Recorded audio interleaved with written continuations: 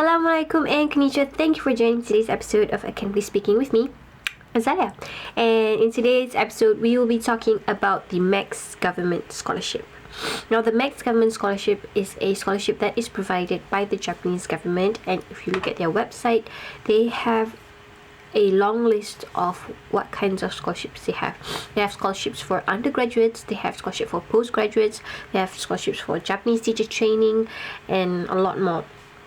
So in my context, I will be specifically speaking about the embassy recommendation postgraduate scholarship for applicants in Malaysia. And why? It's because that's the one I have most experience with, and also my husband has the same experience, and I feel like that is the one that I will be able to help you the most with.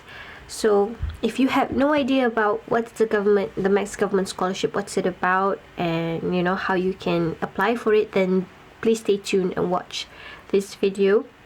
Since there's a lot to cover, I feel like I'm gonna first do a brief overview on it, and then I will have a separate video answering questions regarding the scholarship, because I did post about the scholarship on my blog before, and I've collected quite a number of questions that are often being asked.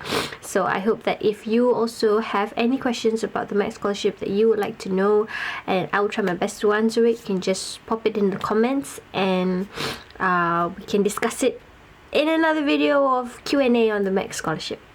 Alright, so let's start. So let's have an overview of this scholarship application. Now, the application process for the MEXT government scholarship embassy recommendation in Malaysia takes roughly a whole year, nearly a year, at least 10 months.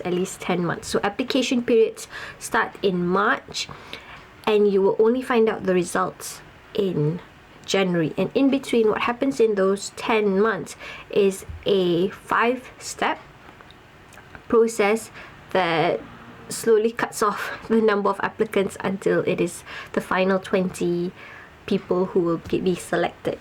Applications open usually in March, and they usually open for roughly only 2 weeks or so, if I'm not mistaken. It's roughly, they open it for a very short window, and because of that very short time frame, what I always tell people who want to apply is that you must get your docs ready beforehand, because they do need quite a number of documents that you need to submit.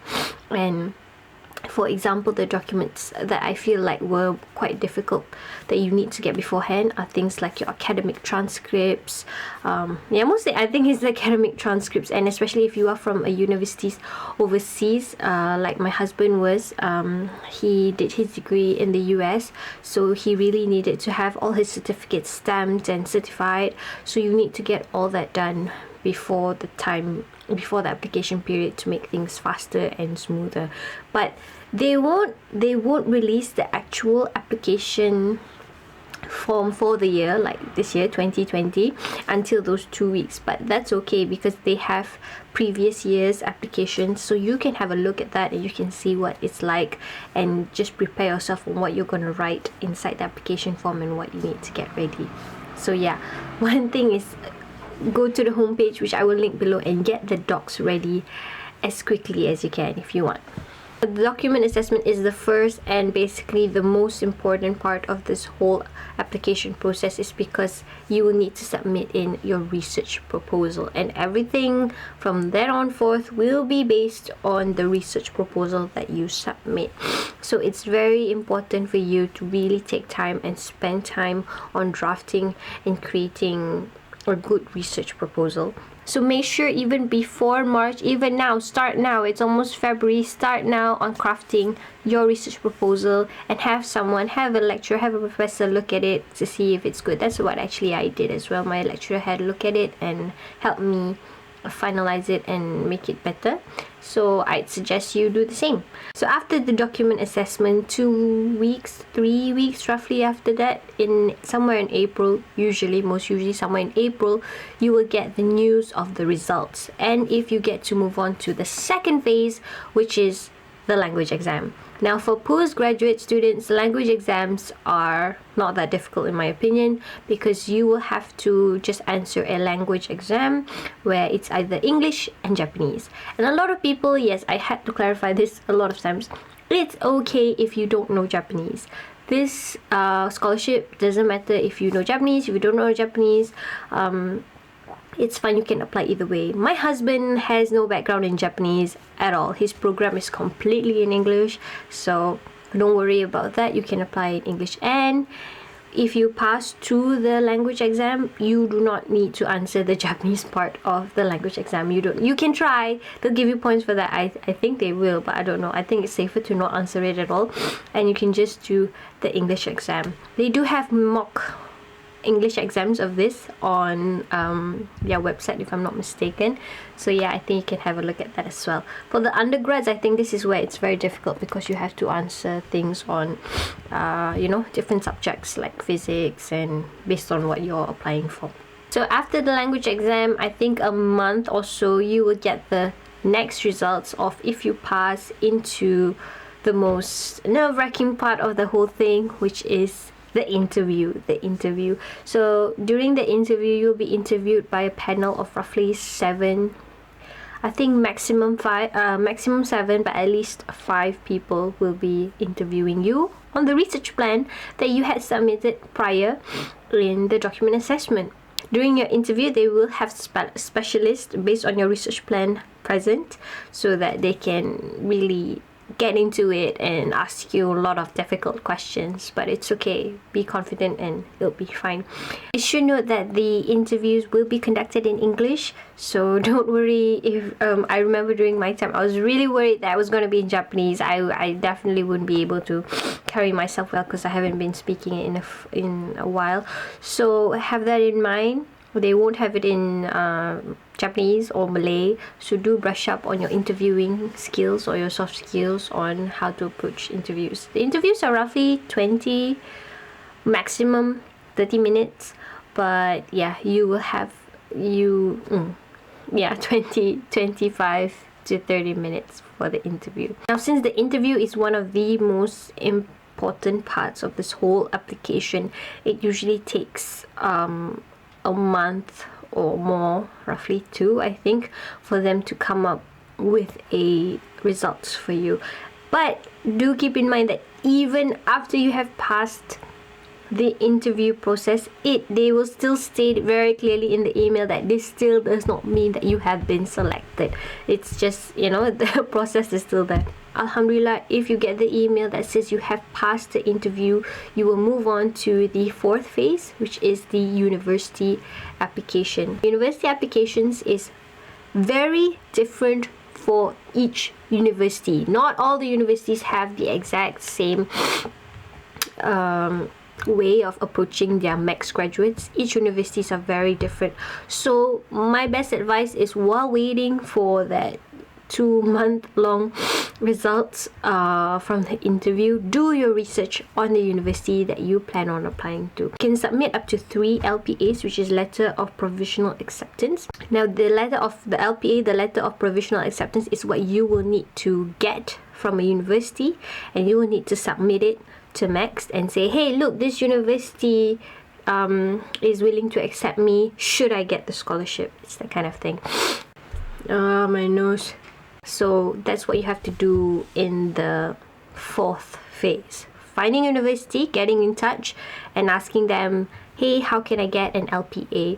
So for my university, at least, mine is Utsunomiya University. Mine was very straightforward, where I just had to email the supervisor that I was interested in doing my PhD with, and we talked it out. I had some Skype calls, and then when he was like, okay, I'm fine, he will then write for me a letter of provisional acceptance, and you can send them the documents. They'll write it, they'll send it back to you, or some mine mostly went all through email, except for the real LPA, which was sent in through they'll send it through the mail.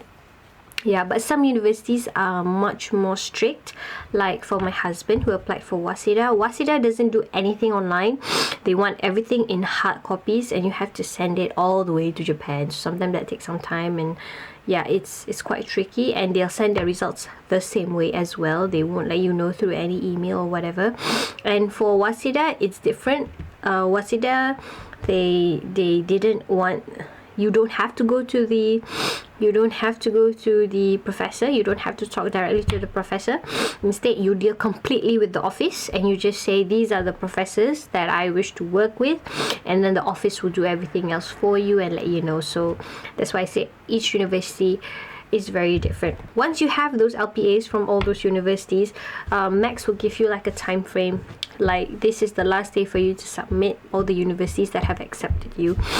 And yeah, so that's what you do. But after you submit in the applications, then everything is totally up to MEXT. And by this time, it's probably going to be around November, and they will not let you know the results until January. And even though, I should highlight this, even though you have put in your top 3 LPAs, and it's all right even if you don't get up to 3. Like my husband, he applied for a couple, but he ended up only sending one, which is his Waseda one, because he really just wanted to go to Waseda, and he thought that if he had to go anywhere else, then he didn't want to do it. So he only sent in his 1 LPA. So it's all right if you just want to send in 1. If you only got 1, it's all right. It's still good. And alhamdulillah, in January you will be notified if you have been selected for the scholarship.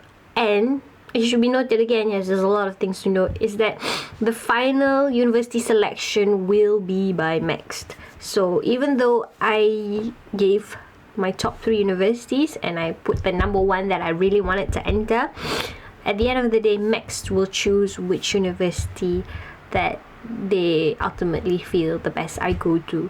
So even though I didn't get my first choice, I got my second choice, which is still good anyway. I'm already in my 3rd year, so alhamdulillah, you know, God knows best.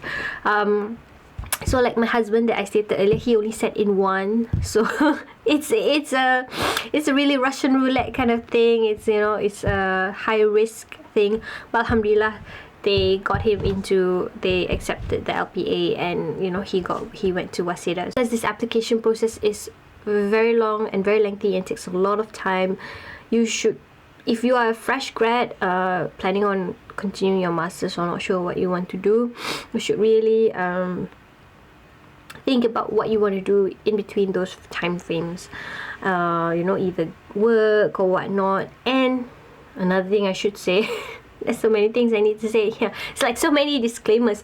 MEXT will not give you your first month's allowance, and they will say that the first month you are on your own, and they will usually ask you to pay around 5,000 ringgit minimum for you to be comfortable to, you know, survive there. So yeah, things like that. And it's good actually that it's quite lengthy. So if you are working, then maybe preparing that amount of money won't be that difficult. But if you are a student and you need to save up, you know, there's a lot of things that you can think about when applying for the scholarship or before applying for the scholarship. So it's February now. There's roughly a month or so before the applications will start opening. I'll link down all the important websites that I think are there. And also, if you're not a video person and everything I've said, just if you don't want to read it all again, I have it on my blog and you can check that out too. So please do leave any questions that you have in the comment section, and I'll try my best to answer them in a more specific question and answer video on the MEXT scholarship. Till then, I hope you guys had a good January now that we're moving into February, and yeah, hope to see you guys soon. Bye. Assalamualaikum.